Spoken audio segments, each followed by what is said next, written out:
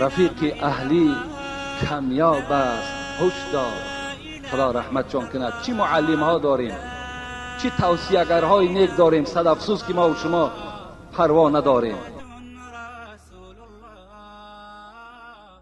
صحابه حیرت ماندند. اینقدر اکرام، اینقدر فضل فقط برای پیغمبرها، برای شهیدهاست. پس مادام پیغمبرها نباشند، شهیدها نباشند، اینها کیها باشند؟ پیغمبر خدا چی گفتند؟ هم المتحابون فی الله من بلاد شتا و من قبائل شتا یجتمعون علی ذکر الله یذکرونه. پیغمبر خدا گفتند اینها همان گروه هستند که از شهرهای دیگر، از دهه‌های دیگر همه آمده در یک پارچه جمع می شوند و امر معروف و نهی منکر گوش می کنند. الحمدلله که امروز این قوم ما و شما هم از چه قبیله های گوناگون عبارتند؟ از هر گونه قبیله ها. با یک مقصد ما و شما در این مسجد حاضر شدیم، امر معروف و نهی از منکر. فقط مطلب ما همین است. پیغمبر خدا گفتند انا همین توده مردم در روز قیامت چهره هاشان مثل آفتاب درخشان است، بالای منبرهای لؤلؤ و زبرجد اینها نشستگاه دارند و تکیه زدگی هستند. خوش به حال همه شما. حتی حضرت معاذ ابن جبل میگوید ما عمل آدمی عملا انجا له من عذاب القبر من ذکر الله تعالی. هیچ عمل انسان در قبر چنان یاردمچی مثل امر معروف و نهی منکر نمی شده است. در عذاب قبر ما و شما این امر معروف و نهی منکر ما و شما برای ما و شما چنان یاردم می داده است که حسرت می خوردیم که کاش که زیادتر استفاده می کردیم، کاش که امروز یاردمچی را در اطرافمان زیاد می کردیم. پیغمبر خدا می گوید که خداوند می گفته است یقول الله عز و جل یوم القیامت، روز قیامت این خدای ما و شما ندای می داده است. چی می گفته است؟ سیعلم اهل الجمع من اهل الکرم. روز قیامت خداوند می گفته است در بین این چند میلیارد آدمی که ما الحال زنده گردانیدیم زود است که آگاه می شوند که کدام اینها با قدر هستند، کدام اینها در نزد من عزیز هستند. قیل یا رسول الله من اهل الکرم. پیغمبری خدا پدر و مادر ما فدای تو باد، برای ما خبر بده که کیها در روز قیامت قدر و منزلت زیاد دارند. پیغمبری خدا چی گفتند؟ مجالس ذکر فی المساجد، کسانی که در مسجد جمع می شوند و امر معروف و نهی منکر را گوش میکنند، اینها از جمله آن کسانی هستند که در روز قیامت سرفراز هستند. اینها بهترین ها هستند، عزیزان خدا به شمار می رفتند. خوش به حال همه ما و شما. الحال امروزه موعظه‌ای که ما و شما داریم عبارت از حقوق شوهرها هست که بالای زنها شوهرها چه حقوق دارند و خداوند مردها را چگونه وصف کرده است، با چی خصلت‌ها و با چه عملها از زنها مردها برتری دارند. انشاءالله برای شما آگاه میکنم. لکن پیش از آغاز صحبت الحال یک نیم ساعت پیش برای ما یک برادر از دوشنبه زنگ زدن و گفتن که در حق برادر من دادر من دعا کن که خیلی حالتش وزنین است و یک چند کارد در شکمم خورده بود از بیچاره و گفتن که از همان جمعیت شما میخواهم که یک دعای در حقش کنن که تا که خداوند برای او شفا نصیب کند و ما و شما یک جای دعا کنیم که خدای مهربان این فرزند شفای کامل و شفای عاجل نصیب و روزی بگردان و صاحب زن و فرزند هم هستند. خدای مهربان صحت و سلامت نزد فرزندهاش قائم نگه بدار. آمین یا رب العالمین. راستی بار از این کاردهایی که این جوان خورده است جای تأسف است، زیرا که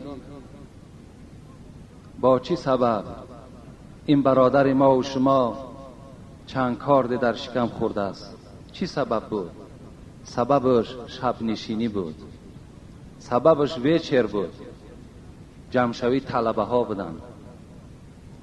این دادر ما و شما نماز میخوانده است، حتی طالب علم مدرسه بوده است، از مدرسه درس میگرفته است. یکی وقت جمع شوید حضور طلبه ها که بوده است بیچاره رد کرده نتوانسته است. وقتی می رود و در معرکه که در دسترخوان عرق را می بیند و شاید که برای پیشنهاد کردن که از این استفاده که وی استفاده نکرده است و جوانها در حالت مست و الستی هجوم بالای این کردن و چند قدر عذاب و مشقت دادن. راستی بار همه ما و شما باید که به نعمت اسلام شکرانه کنیم.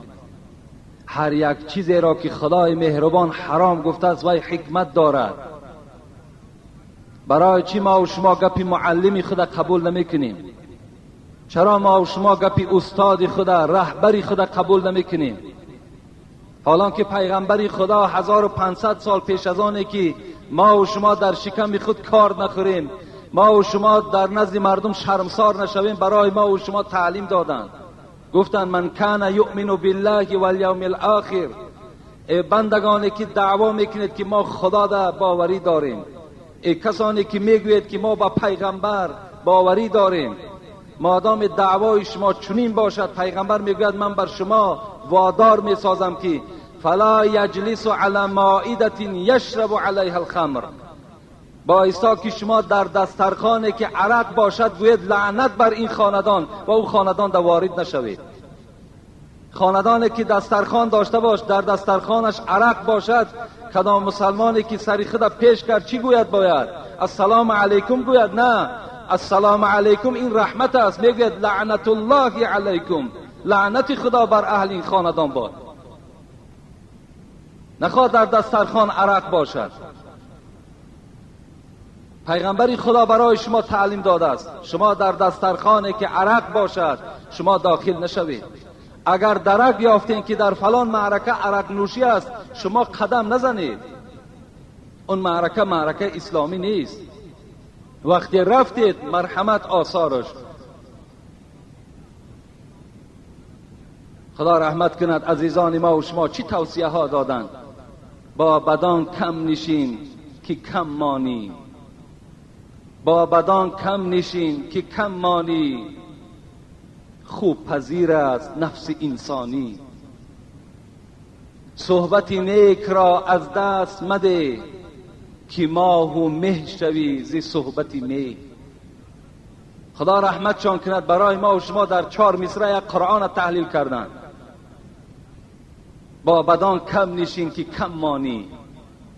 ای جوان عزیز میگوید وقتی تو بازار میروی برای خودت بهترین لباس جدا میکنی، وقتی تو به مغازه میروی برای خود بهترین پای افزال جدا میکنی، چرا برای خودت بهترین رفیق جدا نمیکنی؟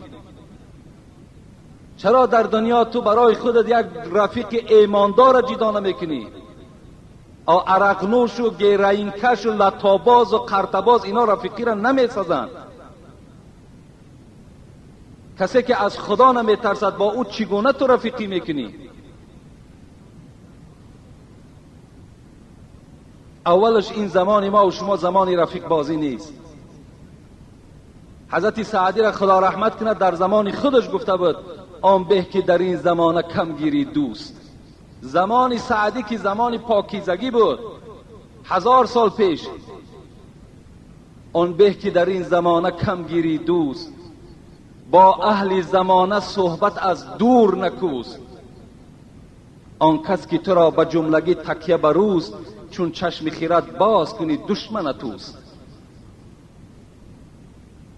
این حضرت ها برای ما و شما تحلیل کردند. وجود مردم به ما و شما خبر دادن که اینها کیا هستند، با کیها رفیقی میکنید. رسول اکرم حدیث صحیح است: الرجل علی دین خلیلی فلینظر احدکم من یخالل. مرد گفت از پیغمبر در دین رفیقش است، نظر که با کی رفیقی کرده ایستاده اید. این توصیه های معلم ما و شماست، رهبری ما و شماست. مثل و جلیسی سو کنافخ الکر، پیغمبر گفتن همنشینی با عرق نوش، با قرطباز، با بنکش، با انسانهایی که بینمازند، با همراه اینها نشستن مثل با دکان آهنگر در آمدن از گفت پیغمبر. اما ان یحرق ثیابک اما ان تجید ریحا خبیثه. دکان آهنگر پیغمبر صفت کردند که وقتی انسان در دکان آهنگر در آمد یا لباسش میسوزد یا از بوی دود بد همون آهنگر استفاده میکند، خلاص دیگر از اونجا هیچ فایده نیست. برای همین از همه شما دادرای عزیز، اگر شما خواهین که کار در شکم شما نزند، اگر شما خواهین که در دنیا و در آخرت بدبخت نشوین، شما چیکار کنین؟ شما برای خود رفیق شما همین مسجد است، رفیق شما معرکه های خیر است، رفیق شما کسانی هستند که از خدا میترسند. با بی ادب شما رفیقی نکنید. خدا رحمت کنه دوستان خدا را میگن ای برادر دور باش از یاری بد. یاری بد میگه دور باش. برای چی؟ ای برادر دور باش از یاری بد. یاری بد بدتر بود از ماری بد. ماری بد تنها تو را بر جان زند، یاری بد بر جان و بر ایمان زند. این ماری دنیا خوب است که یک نیشه میزند و تو از دنیا میگذری، لیکن ایمان همراه توست. لیکن یار و رفیقی بد وقتی که در معرکه و شما می نشینین، عرق نوشی میکنین، اگر مبادای خداوند در اون مکان در همون زمان جان شما را قبض کرد، شما ایمان ندارین. بین رفیقی بد همراهیش چی منفعت به شما میبخشد؟ خداوند به ما و شما توصیه میدهد یا ایها الذین آمنوا اتقوا الله و کونوا مع الصادقین. ای کسانی که از خدا میترسید، هر وقتایی که اگر برای خود خواهید که رفیق پیدا کنید، صادقین برای خود انتخاب کنید. کسانی که راستگو هستند، کسانی که راست قول هستند، کسانی که با ادب هستند، کسانی که عبادت خدا را میکنند، اینها را برای خود رفیق قرار دهید.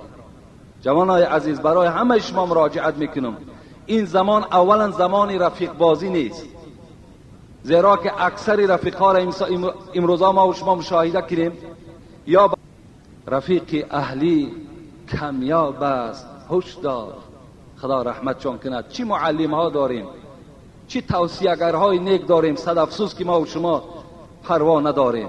خیلی کم است. دوست ایمانی خیلی کم است. لیکن وقتی که در بلا و مصیبت دوچار شدیم، بعد این سخنها به یاد میاد که دیگر فایده ندارد. رفیق اهلی کمیاب است. هشدار، حذر کن از قرینهای دلازار. برو بنشین به نزد کژدم و مار، مرو بر نزد هر شیطان مکار. خدا رحمت کند. کژدم قطع همراه شو، مار قطع همراه شو، تمام درنده قطع همراه شو.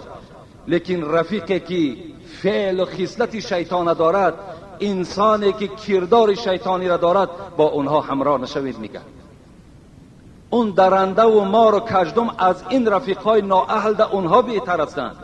تا قد اونها زلال هم رسونند، به جان ما و شما میرسونند، لیکن در ایمان ما کاری ندارند.